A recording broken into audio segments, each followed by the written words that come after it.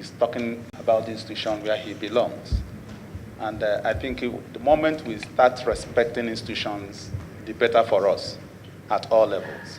And sincerely, I may not, to a very great extent, blame people that seem to be ignorant. But I think the barest minimum for any qualification in a particular capacity where most of you occupy is graduate university. And what makes you say that qualification, the entry into such positions, universities, that you should be very universal in terms of reasoning and in terms of putting things the way it ought to be. When you talk about ad hoc committee, let me put it straight. It is just a special committee statutorily constituted by the House for a particular assignment. When I say particular assignment, by the wisdom of the House, say, I want this thing to be seamlessly identified. Please let this out to committee handle it. And our system here is very procedural. There is no person, for any reason, that we can shade any part of our mandate or responsibility for whatever reason. Because as I'm talking, I'm not talking as Darlington Nwokocha, I'm talking as somebody that is representing Nigeria. So if any person is trying to impute any meaning out of the fact that you must have presented one document to the standing committee, it's against the directive of an ad hoc committee, we have the right to request for any document of any manner. There's no classified information as far as the legislature is concerned. Whether it is councillor in your local government or the state, the House of Assembly or the national level, no classified information. We declassify everything, whether it belongs to Buhari, whether it belongs to the president, whether it belongs to the vice or anybody. When we request for any document, you give it to us raw. That is the way it is. Because it's only we, all over the world, it's only the legislature that can make a woman to become a man and make a man to become a woman. That is the simple definition. So somebody trying to paint an issue that, let's just see it, maybe there is a standing committee, we have given it to. If we request for any document, please, Mr. Chairman, I will say that let's continue this meeting. But to the end of this meeting, towards the end of this meeting, and all the people you request to come without any congenial reason that they are not here till the end of the meeting, Chairman, I will move a motion that we will definitely raise, what's it called? Warrant of arrest at the end of the meeting. I will definitely do that. So let's give them some hours. If you have any of your bosses out there, please call them to come right now. Because we are not here wasting time. Most of us are on holidays. Some of us out there in other ministries and what are planning how they are going to travel. But I'm here seated. He's here seated. I'm not wasting our time. We have families.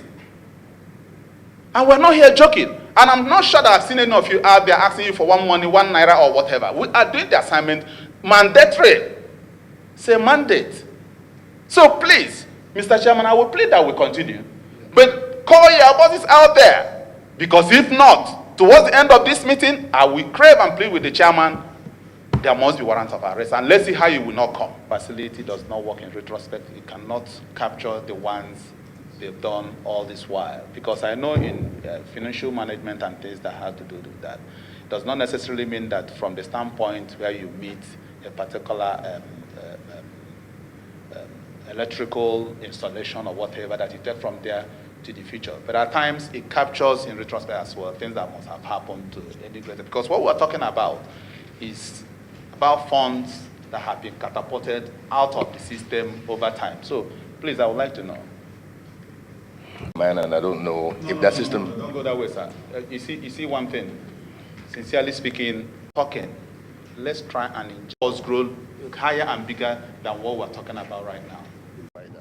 So I don't want you Mr. Chairman and dear colleagues and our guests, it's been wonderful deliberation all this while. And Mr. Chairman, the institution we found ourselves is a very procedural institution that's been highly guided excellently and expressly by our rules and the Constitution. And I know quite well that we work hard to make sure we put the right perspective at all times as far as Nigeria is concerned. And when gatherings of this kind and invites are being extended to people and institutions, agencies, it's expected that they respond. For whatever reason that they were not able to come the first time or the second time, and the reasons are not quite genuine, I think it behoves on this House to reason otherwise and to invoke the necessary instruments that can put us on the right track. And having said that, Mr. Chairman, I think that there are one or two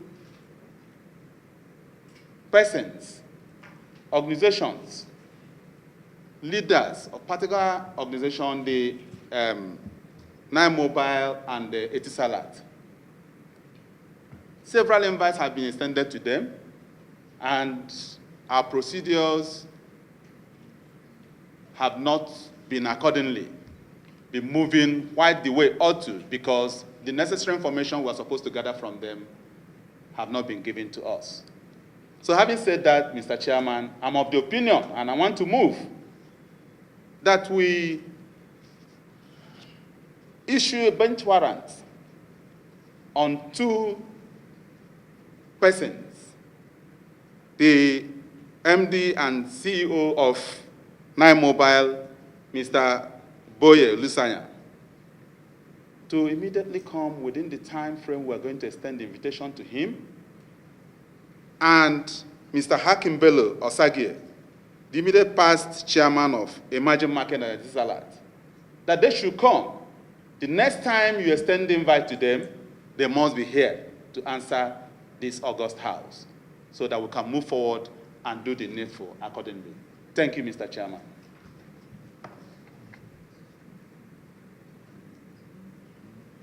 Seconder, please. Thank you, my Chairman. I demand